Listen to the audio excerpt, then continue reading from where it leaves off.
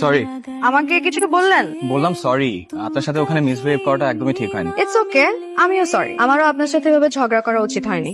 আপনি কোথায় যাচ্ছেন? বাসায় যাচ্ছি, ধানমন্ডি। চলো আপনাকে নামাই দিই। কেন? আপনি আমাকে নামিয়ে দিবেন কেন? আপনি আসলে এখানে বাস টাস কিছু পাবেন না, মানে পেতে কঠিন হবে, তাই ভাবলাম আপনাকে নামিয়ে দিই। কোনো সমস্যা নেই, আমার গাড়ি আছে। আপনার গাড়ি আছে? আপনি রাস্তায় দাঁড়িয়ে আছেন কেন? আসলে আমার গাড়ি না, আমার বয়ফ্রেন্ডের গাড়ি। তো আসছে অন দ্য ওয়ে, তো আমি ওয়েট করছি আর কি, এই কারণে রাস্তায় দাঁড়িয়ে আছে, আর কিছু না। ঠিক আছে, অপেক্ষা করেন। কি আবারও গাড়ি নষ্ট হয়ে গেছিল? না না, কোনো গাড়িটাকে নষ্ট হয়নি। আসলে আমার বয়ফ্রেন্ড একটু লেট করেছে, তাই আমার আসতে লেট হয়েছে। তা আপনার বয়ফ্রেন্ড তো খুব কেয়ারিং। কি নাম ওনার? কি করেন উনি? ব্যবসা ব্যবসা করেন, বিজনেসম্যান, বুঝলেন? Group of company. আচ্ছা, আপনার এক্স গার্লফ্রেন্ড কি নাম জানো ওনার? নীলা। কেন? নীলা? নীলা তো আমার এক ফ্রেন্ডেরও নাম। আমার কোনো ছবি আছে, দেখি। আরে এই নীলা, ও তো আমার ফ্রেন্ড, আমার খুব ক্লোজ ফ্রেন্ড, বুঝলেন? আপনি আগে বলবেন না? কেউ ওকে চেনেন? হ্যাঁ, আমার খুবই ক্লোজ। গত পরশুদিনও দেখা হয়েছে। আগে বলবেন না? হ্যালো। হ্যালো কেয়া, আমি আবির। হ্যাঁ আবির, বলেন না, এত রাতে ফোন করলেন যে?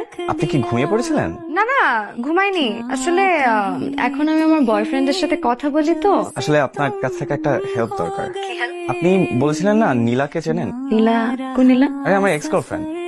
ও হ্যাঁ, চিনি তো, ভালো করে চিনি। কি হেল্প লাগবে বলেন? আসলে ও আমাকে সোশ্যাল মিডিয়া থেকে ব্লক করে দিয়েছে, নাম্বারটাও চেঞ্জ করে ফেলেছে। ওর নাম্বারটা কি আমাকে একটু দিতে পারবেন? খুব জরুরি দরকার। ও, ওর নতুন নাম্বার আমার কাছে নেই। নাই? তাহলে একটু ম্যানেজ করে দেন না, আপনার সাথে তো ওর প্রায়ই দেখা হয়। ঠিক আছে ঠিক আছে, দেখি পারলে ম্যানেজ করে দেবো। ঠিক আছে, থ্যাংক ইউ। নীলার নাম্বার লাগবে। কি ম্যাডাম, আপনাকে না বয়ফ্রেন্ড দিয়েছে? ও একটু দেশের বাইরে গিয়েছে, বিজনেস ট্রিপ আর কি।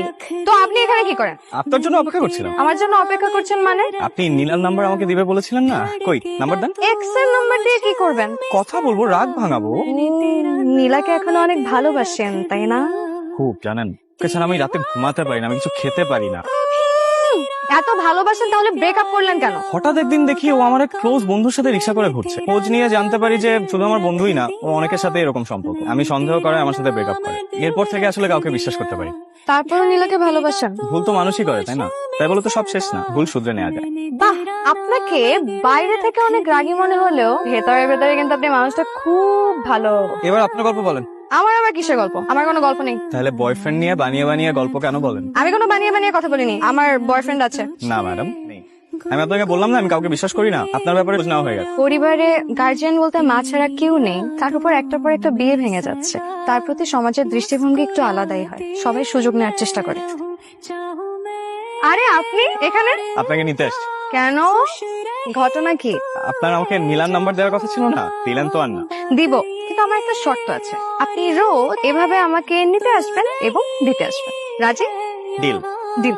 চল। हाँ कमी है तेरी